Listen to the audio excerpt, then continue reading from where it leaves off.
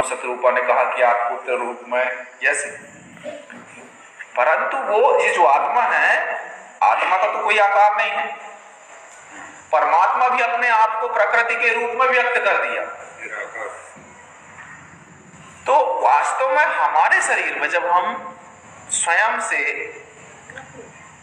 ध्यान से अनुभव से जब महसूस करेंगे तो क्या आएगा कि हमारे अंग हैं, हाथ पैर हैं, नाक कान शरीर, आंतरिक अंगों की भी आप कल्पना करने, रक्त मांस अस्थि है ना, और इसके बाद इसको संचालित हो रहा है प्राणों से, प्रकाश के कारण देख पा रहे हैं, वायु के कारण श्वास चल रही है, चैतन्य हो रहे हैं है ना, आकाश के कारण सुन पा रहे हैं, पृथ्वी के कारण स्पर्श का अनुभव कर रहा है।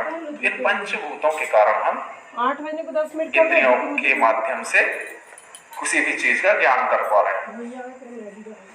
और वो मन भी पता चलता है कि मन है, बुद्धि का भी अनुभव हो जाता है जब बारीकी से जाते हैं कि मन कहता है ये मीठा खाने पर, बुद्धि कहती है नहीं शुगर बढ़ेगी, तो मन और बुद्धि का भी एहसास हो जाता है कि ये दो चीजें हैं है ना। संस्कारों का भी एक होता है कि हमारी स्वाभाविक कई चीजें हमारे संस्कार में है तो अपने आप व्यक्त होती है, जबकि किसी ने नहीं कहा, किसी ने नहीं बताया तो भी वो ऐसे वो भी पता चलता है। पर बहुत गहराई से देखने पर भी आत्मा का कहीं ढूंढने में नहीं आती। कोई कहता है कि ब्रह्मानंद में, कोई कहता है ब्रह्मटी में, आज्ञा चक्र में, कोई हृदय। तो ऐसी चीजें आती जब साधना की गहराई पर जाने पर ऐसा अनुभव होता है कि हमारे चित्त तो है, चित्त है, और चित्त जब निर्मल हो जाता है, वृत्तियां रुक जाती हैं, क्लिष्ट वृत्तियां, तो आत्मा उस चित्त में प्रकाशित हो जाता है। अलग से कोई आत्मा ऐसा नहीं, वो चित्त में ही प्रकाशित होता है, क्योंकि वो परमात्मा ने अपनी चेतना को चित्त के माध्यम से, चित्त में ही चेतना है, चित्त के माध्यम से चेतना, जो भी चैतन्य प्राणी है उस परमात्मा की चेतना है यानी चित्त है। और जब वो पवित्र शुद्ध हो जाएगा तब उसमें परमात्मा, यही है आत्म साक्षात्कार, परमात्मा को प्राप्त कर लेना, ऐसा योग दर्शन के अनुसार। और हम जब साधना में चिंतन है तो ये हमको अनुभूतियां ऐसा होती हैं, परमात्मा की चेतना से ही सब में चेतना है, चैतन्य है और हलचल कर रहे हैं, स्पंदन हो रहा है, वृद्धि, चेतना के मात्रक अलग अलग,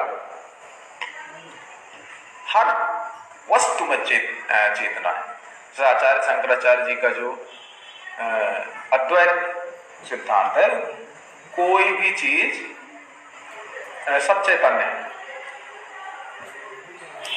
तो वही है कि उसमें चेतना के मात्रक कम है। जड़ पाषाण चेतना, पत्थर की चेतना, फिर पत्थर के ऊपर वनस्पति है तो कुछ वो उनकी चेतना उससे ज्यादा है, और फिर प्राणी की चेतना उससे ज्यादा है, इंसान, फिर मानव, फिर दैवी ब्रह्मांडीय चेतना ऐसे। और मनुष्य ही एक ऐसा प्राणी है, महर्षि अरविंद का जो चेतना का सिद्धांत है वो कहते हैं कि मनुष्य ही ऐसी होनी है कि जिसमें अपनी चेतना को ब्रह्मांडीय चेतना तक विकसित कर सकता है। उन्होंने चित्र से प्रतिपादित किया है कि मानवीय चेतना वैश्विक चेतना होने के लिए अपने हाथ उठाए हुए है, और वैश्विक चेतना अपने हाथ नीचे उसको खींचना चाहती है। तो बीच का अंतर व्यक्ति साधना से खत्म कर सकता है। मतलब मनुष्य ही प्रकाश दे सकता है। हाँ बिल्कुल बिल्कुल, चित्त को प्रकाश हाँ देने वाला मनुष्य, इसलिए साधन है। हाँ हाँ, चित्त बिल्कुल, चित्त जो है ना, चित्त में निर्मल करने के योग दर्शन में विधियां जो हैं, वृत्तियां पंचतया, वृत्तियां ही हम लोग क्या है, योग दर्शन का पहला सूत्र, योग को आरंभ करने का जैसे संकल्प लेते हैं वो अथ योग अनुशासनम, योग चित्त वृत्ति निरोधा, परिभाषा योग चित्त वृत्तियों का निरोधी। तो वृत्तियां क्या है?